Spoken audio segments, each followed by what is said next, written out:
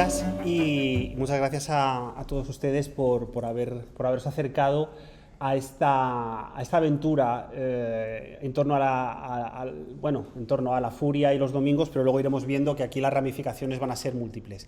A ver, a mí me gustaría comenzar diciendo, para los que no lo sepan, en realidad los 5 participantes de la mesa de hoy somos como una especie de mente colmena, entonces nos vamos lanzando ideas, nos discutimos mucho entre nosotros, nos mandamos audios, entonces claro, la intervención de hoy parte de un análisis maravilloso que hizo Tecla de Sirat, parte de una cena después de ese análisis cuando estábamos hablando y me preguntaron Shaila y Tecla, pero entonces ¿tú crees que lo trágico hoy es posible? Y yo me quedé así como formateado, ¿no? Como diciendo, espera, ¿qué hago con esta pregunta? Entonces yo tenía pensado hablar de los domingos, que también, pero la pregunta me pareció tan buena para arrancar la cuestión que dije, no, tengo que intentar responder lo mejor que pueda a esa pregunta, ponerla en el centro, ¿no? ¿Es posible hoy hablar de lo trágico o de una conexión entre la tragedia griega y este cine español contemporáneo que tenemos entre manos? Y claro, pues ahí hice lo más sensato, que es cogerme todas las tragedias griegas una detrás de otra, los tochos. Mi mujer me dijo, ¿ya estás otra vez con tus bucles obsesivos? No, me leeré un par de ellas, tal. Mentira, ¿no? Me leí todas del tirón y un libro del que también voy a hablar, que es muy pertinente, que es el gran libro sobre la muerte de la tragedia, al que le vamos a poner algunos problemas, que es el de George Steiner, que ya hablaremos de él. Bueno, entonces, antes de acceder, ¿no?, a esa pregunta fundamental que me ha tenido sin dormir un mes y medio, me gustaría intentar hacer una oscilación entre los dos polos que componen esta mesa de hoy, que son, pues eso, el cuerpo y lo divino, ¿no? Bien, primera idea, que hay algo difícilmente controlable en el cuerpo es algo que todos hemos experimentado, y que el cuerpo no es, como sugiere cierta filosofía, digamos, una especie de un haz de sensaciones que permite entrar en contacto con una realidad exterior. Yo creo que hay que darle como la vuelta y decir que el cuerpo es el lugar en el que se confirma la verdad de cualquier experiencia subjetiva. Es decir, es la prueba de oro sobre nuestra relación concreta, individual, con el resto del mundo. Claro, conviene ser cauto porque hay como una primera aproximación sesgada que viene en línea directa de una mala interpretación del cristianismo, que hace como esa especie de quiebra bipolar, ¿no? Entonces, por un lado estaría el cuerpo, que es esa especie de excrecencia, nudo del pecado, un trámite por el que hay que pasar para hacer una ascensión, y por otro lado estaría el alma, que es esa brillante entelequia que, según Descartes, estaba en la glándula pineal. Bueno, en realidad mi punto de partida no es en absoluto novedoso, pero creo que hay como que quitarse esto de en medio para apostar por un pensamiento más complejo. Es decir, yo propondría que eso que se desborda y se manifiesta en el cuerpo es la condición para que en la historia de la humanidad haya surgido eso que llamamos lo divino.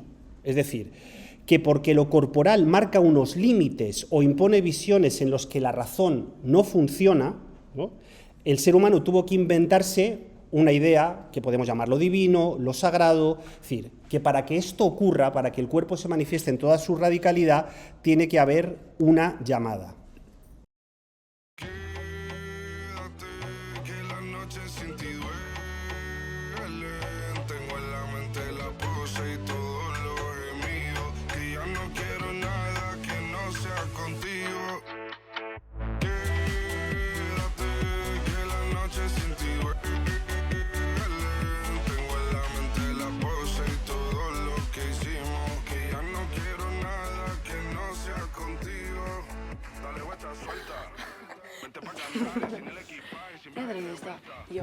¿Tú? ¿Pero cuándo te ha gustado? Bueno, los domingos comienza efectivamente con una llamada, y es una llamada que hay que leer en toda su literalidad. Lo que cuesta, lo que le duele a Quevedo, es la noche, es decir, ese momento en el que la oscuridad, por definición, se impone. ¿Qué es lo que rompe esa oscuridad? Pues un crucifijo, iluminado además por la luz de un móvil, que es el aparato que sirve para llamar. Claro, aquí estoy sobreinterpretando, y voy a sobreinterpretar mucho rato. ¿Por qué? Porque por un lado es obvio que efectivamente la canción de Quevedo hace referencia a una hipotética amante, ¿de acuerdo? Una hipotética amante con la que perreó durante la noche, le dieron las 10, ¿no?, con la que ese cuerpo, como decía antes, tuvo una experiencia desbordante. Claro, comprenderán mi sorpresa al ver cómo termina precisamente esa primera estrofa que no se cita en los domingos. Es decir, para Quevedo, Dios, esto es, lo divino, aparece como objeto de adoración necesario para acceder otra vez a ese perreo desbordante. Luego tenemos, de un lado, la noche, ¿no? La noche oscura del alma, que decía San Juan de la Cruz, de otro, el perreo, y en medio de los dos, Dios. Claro, no me dirán que esto no les suena de algo y que de hecho no configura el núcleo de uno de los textos religiosos más importantes e interesantes de nuestra época. ¿Quién pudiera vivir entre los dos? Primero amar el mundo y luego amar a Dios. ¿Quién pudiera vivir entre los dos? Primero amar el mundo y luego amar a Dios.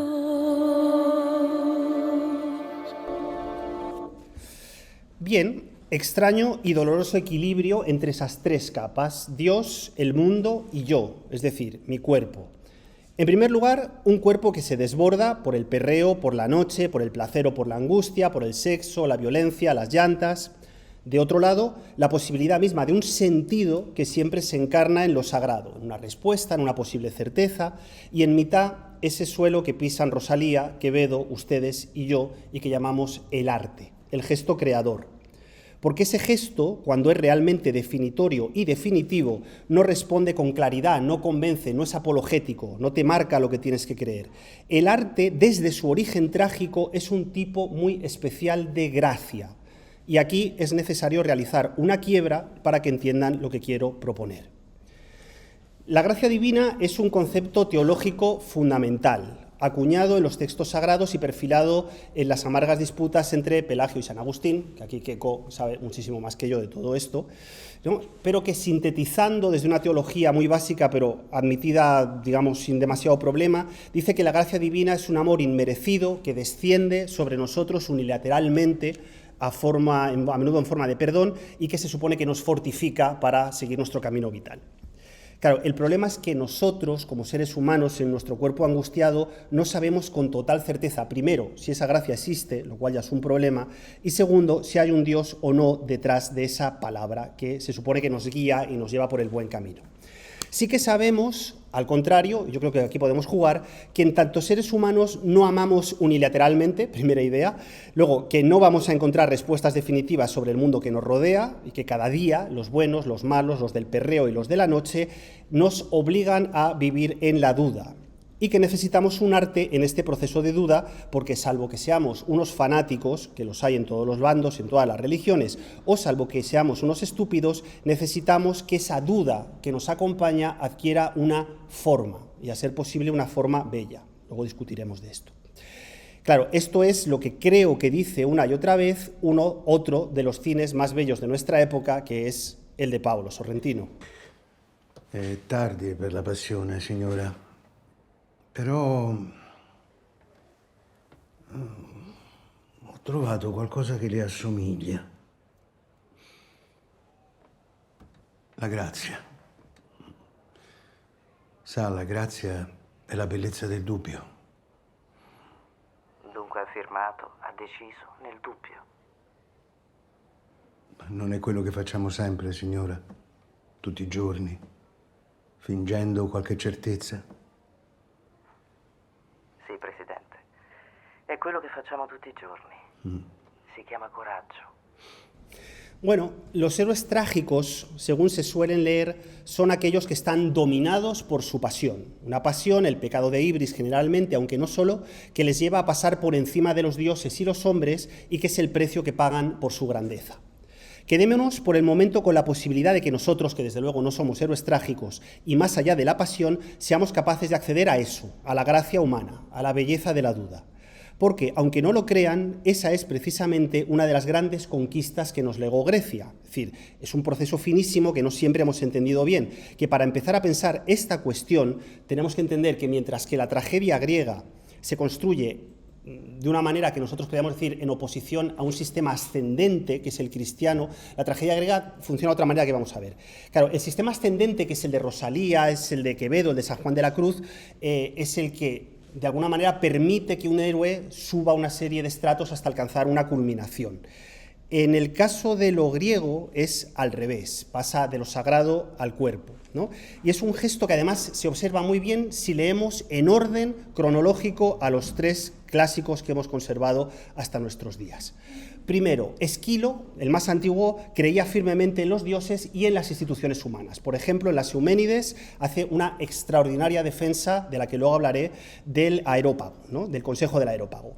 Sófocles, un poquito después, ofrece un viraje ético, un resquebrajamiento. El hombre comienza a notar el desencaje entre los dioses, la ciudad y la familia. Por último, Eurípides supone el entronizamiento de la duda, la caída de los dioses, la puesta en crisis de la manera ateniense de habitar.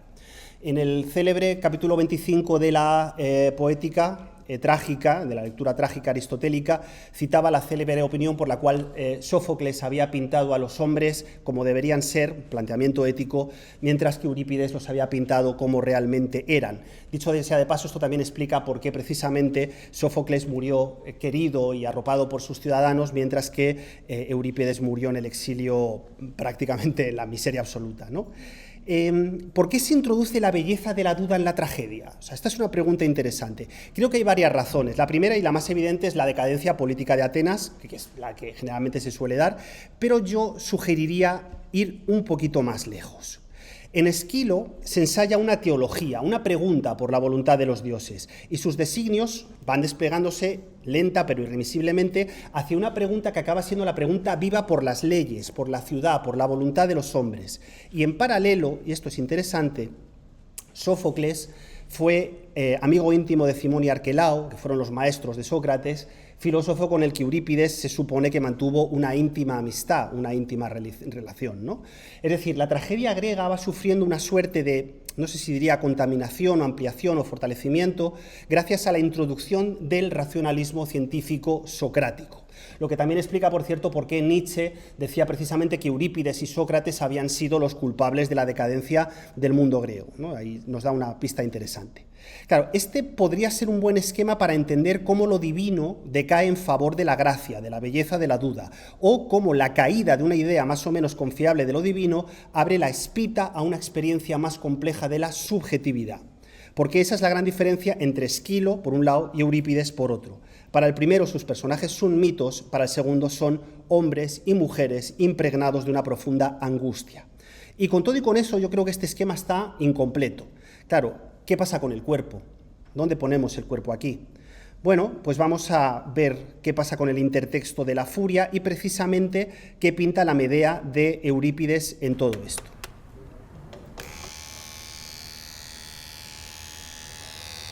Vamos.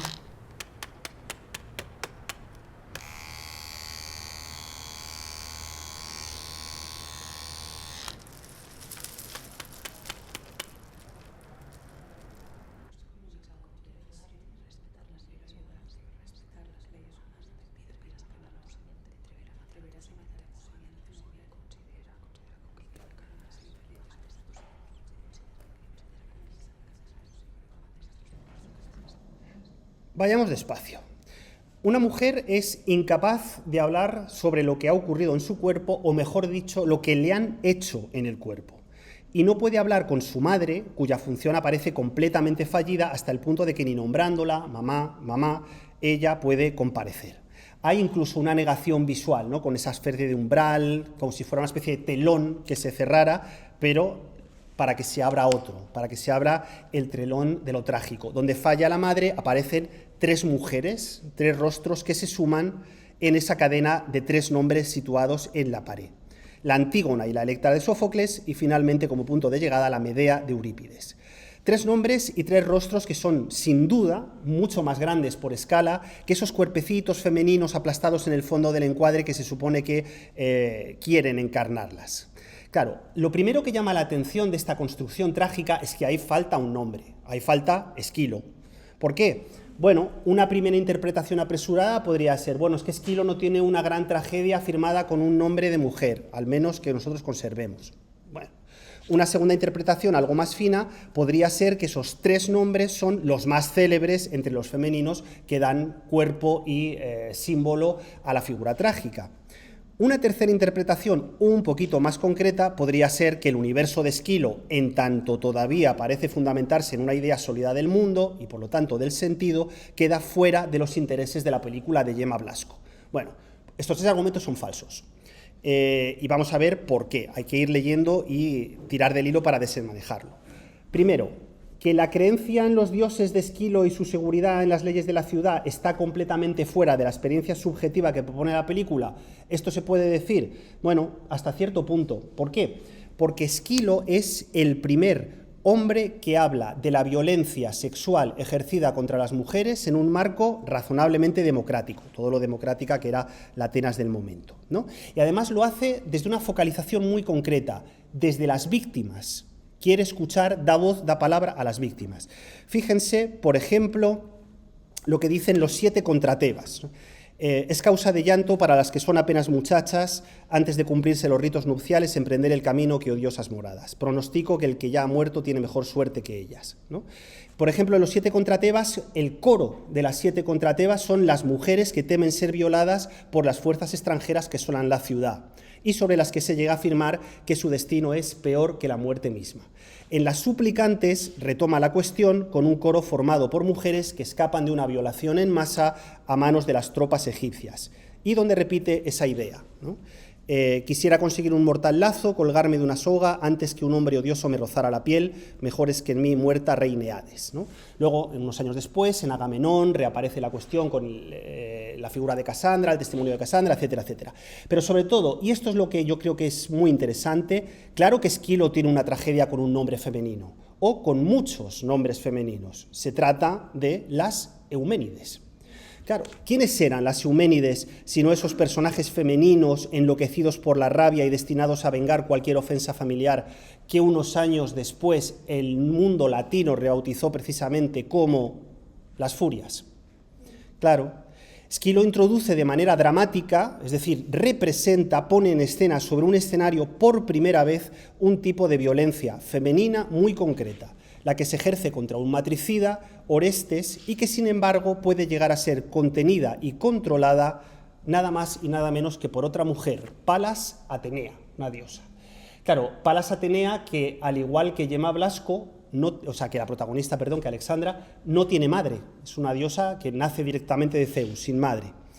Y es curioso porque si Palas Atenea, y aquí ya esto es lo que hablamos, Keiko, que te lanzo también la pista, que luego hemos hablado de esto, si Palas Atenea frena la violencia de las furias, no es porque diga que están locas, no es porque utilice la violencia contra ellas, no es porque les lance algún tipo de maldición divina, no, lo que hace es darles un lugar en la ciudad.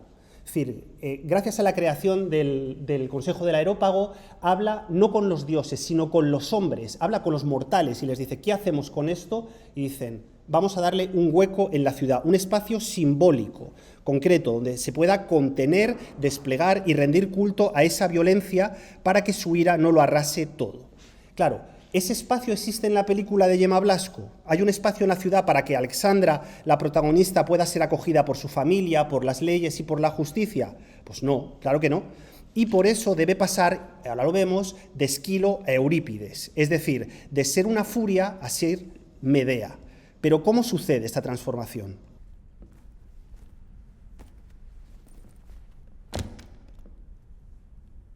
Vale, pues soy Alexandra, tengo 28 años, he estudiado interpretación durante... Tranquila, Alexandra, toda esta información ya la tenemos en tu ficha.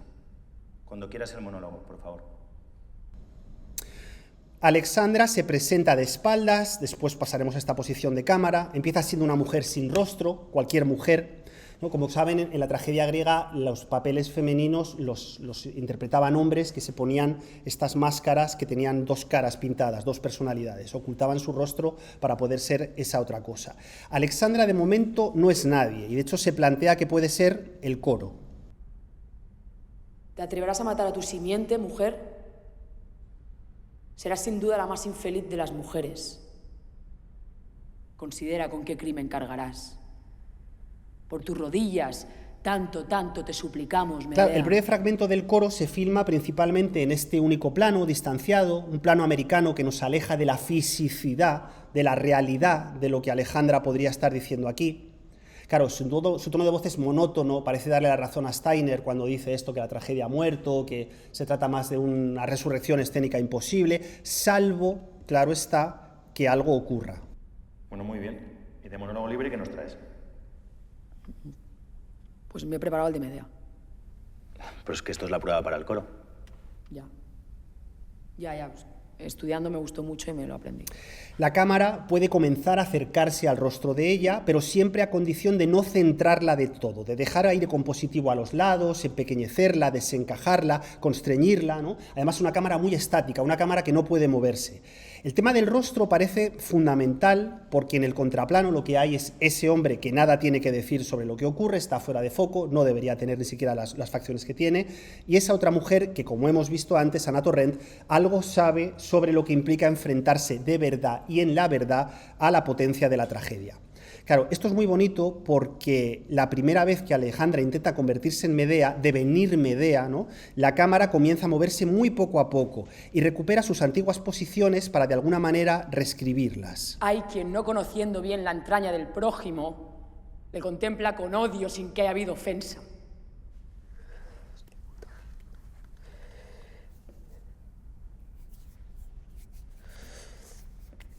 A ver, perdona. Voy a hacerlo a mi manera, ¿vale? El rostro escondido se muestra, el rostro mostrado se esconde. Las palabras en sí mismas no funcionan. El texto de Eurípides está muerto, está escupido, está desilvanado, a no ser que aparezca ese nuevo rostro, curiosamente rodado mediante un salto de eje, si se han dado cuenta, y diga lo más arriesgado que puede decirse sobre un texto clásico. Voy a hacerlo a mi manera. Es decir, voy a traer aquí y ahora a Medea. Hay quien, no conociendo bien la entraña del prójimo, le contempla con odio sin que haya habido ofensa. Pero a mí, que este suceso inesperado me vino, me ha destrozado el ánimo. Perdida estoy, ¿vale? Quiero morir, amigas, quiero morir. De todas las criaturas que tienen mente y alma, no hay especie más mísera que la de las mujeres. Y dicen que vivimos en casa una existencia segura. ¡Ja! ¡Ja!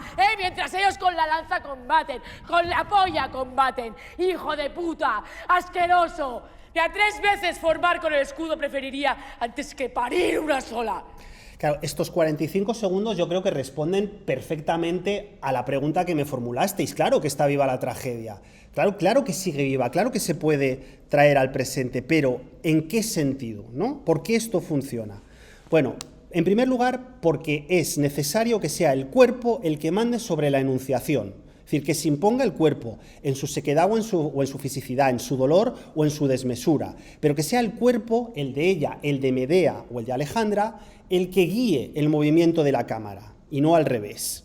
Cabe añadir que son planos y palabras que escapan del concepto de lo bello.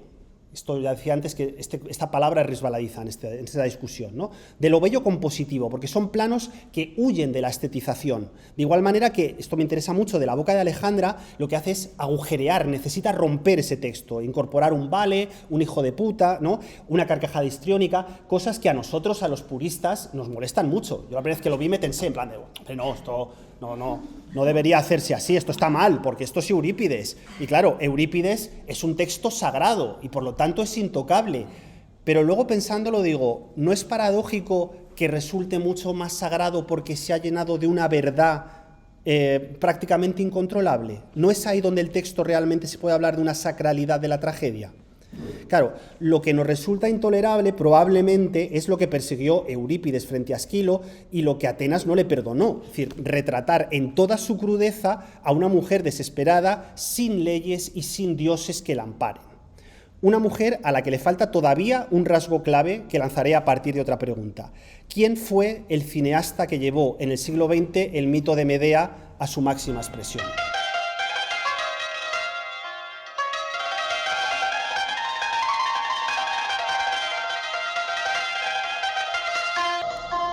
Claro, entre muchas de las cosas que Pasolini mete en esta Medea, una de las más importantes es que refuerza la idea de que Medea es una extranjera.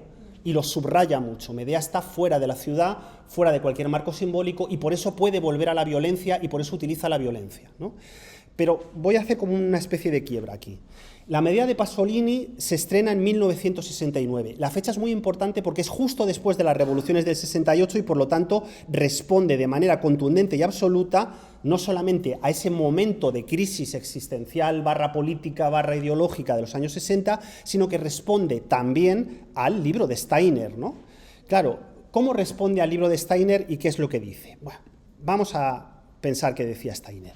Claro, el libro de Steiner es, como todo lo que escribe Steiner, muy claro en sus conclusiones. La tragedia no es posible, lleva ya muchos siglos moribunda, de vez en cuando reaparece. Claro, su tesis está muy cerrada porque para él lo trágico solo puede ocurrir encima de un escenario, a veces parece que en verso, otras veces parece que no. Es decir, va como, lo mete en Shakespeare, en Racine. De hecho, lanza como algunas provocaciones un poco raras. Dice que los personajes de Ibsen, muchos de sus dramas desaparecerían si llamaran a un fontanero, por ejemplo, ¿no? Claro, yo creo que hay que ir con más cuidado. Lo que sí que me gusta mucho de la idea de lo que plantea Steiner es la brecha, ¿no? La furia que estaba en esas últimas palabras escritas por Nietzsche, ¿no? Antes de caer, antes del derrumbe, Dionisio contra el crucificado, se ha entendido Dionisio contra el crucificado. Steiner lo ve claro y dice, en el momento en el que se introduce el cristianismo en el terreno de la narratología, modifica radicalmente las coordenadas de la tragedia.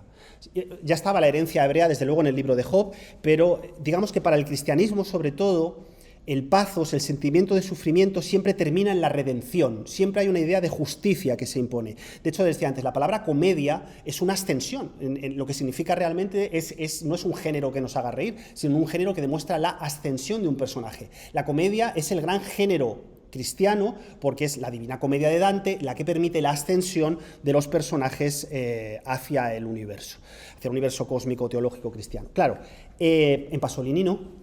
En Pasolini las víctimas sacrificales son borrones, los propios hijos de Medea, la propia Medea, son descendientes de los personajes homéricos, no pueden comprender ni dominar las acciones de su destino. Y da igual que sean atenienses, tebanos, soldados, magos, sacerdotisas, hijas de la Cólquida, de Troya, da exactamente igual. En la tragedia, el mal en sí mismo es irreparable. Esta es una idea. El mal en la tragedia no encuentra reparación y no puede encontrarla. ¿Qué Dios repara el sufrimiento de Edipo? ¿No? ¿Qué compensación es justa y material para el hombre que se arranca los ojos? Bueno, fíjense en lo siguiente. En el 61 Steiner niega la continuidad de la tragedia y se refiere al cine con cierta condescendencia, ¿no? Por ejemplo, en la página 115 dice que el cine es el heredero de las casi tragedias, que son los finales felices en el quinto acto, los melodramas de toda la vida de Dios, ¿no? Bien, para él el cine es como una especie de herencia judio-cristiana. Sin embargo, 3 años después, Pasolini, en Il Vangelo secondo Mateo, modifica las coordenadas del lenguaje cinematográfico para hablar de lo sagrado. Y no hablo tanto del texto religioso, de la épica religiosa, por supuesto, que sigue siendo una comedia, sino de su negación de la apostolita, de la estetización, de la seguridad de la escritura. O sea, la escritura de Pasolini es maravillosamente insegura. Poco después le niega ya definitivamente la mayor a Steiner cuando rueda no solamente el Edipo y la Medea, sino también los apuntes para una Orestiada. Claro, ¿por qué Pasolini realiza dicho movimiento? Y también habría que preguntarse, ¿por qué termina en Saló? Porque es que está conectadísimo. O sea, este viaje termina en Saló por muy buenas razones. Yo de momento voy a sugerir 2 ideas. La primera, siguiendo a Steiner, a partir de los años 60, la función del mensaje religioso, teológico, clausurado en el relato clásico de Hollywood, ya se empieza a fallar. O sea, empezamos a ver que esa aparente seguridad de la enunciación, que es un mito y que hay que ver caso por caso y que da muchos problemas, pero vemos las fisuras. Es decir, el cine clásico puede ser un cierto heredero de la lógica del melodrama, pero claro, ¿dónde está la tragedia griega? Bueno, ¿en qué otro momento cita Steiner el cine? Pues le cita, esto es muy curioso, con mucho desprecio, cuando acusa a un dramaturgo de utilizar, cito literalmente, los modos alucinatorios y deformantes del cine. ¿A quién acusa? August Strindberg. ¿Y quién es el gran discípulo en el campo del cine de August Strindberg? ¿Y dónde sitúa la tragedia? Hon blev skådespelerska som ni vet och spelade sista föreställningen av Elektra. Mitt under spelet så tystnade hon och såg sig omkring liksom överraskad. Hon tiger gott och väl en minut. Claro, es Bergman, como todos los herederos de la lógica del cine moderno, los que de pronto vuelven a la fuente original de la tragedia griega para enfrentarse con los grandes problemas sin la seguridad, sin la red que da el sentido del relato clásico. Con lo que si tiramos un poco de este hilo, yo creo que podemos decir algo sobre La Furia, y es que más allá de los intertextos y más allá de los estilemas, es una película que se sitúa parcialmente en la trayectoria trágica por dos motivos. El primero, porque efectivamente se inserta en esta doble tradición que hablaba de la violencia sexual y del fracaso del sistema legal, que arrastra la respuesta de la falta de sentido del mundo, y luego, por otro lado, porque se clausura mostrando que la justificación, la venganza, la supuesta redención que viene de manos de la tradición judio-cristiana es simple y llanamente insuficiente. No puede haber redención posible en el mundo de La Furia. Bien, pero entonces, ¿qué hacemos con esto?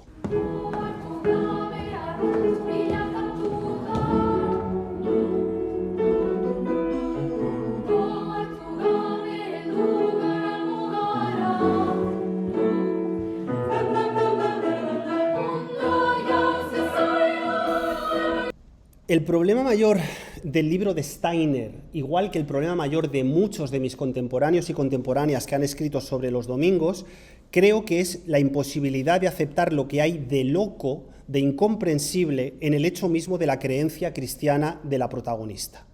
Porque o bien dicen que Dios es racional y garantiza el sentido del mundo a partir de la clausura del relato, lo que creo que es parcialmente falso, o bien dicen que no pueden entender que esto pase, no pueden entender que un adolescente decida dar la espalda al mundo para hacer algo que aparentemente no tiene ningún sentido, meterse en un convento de clausura.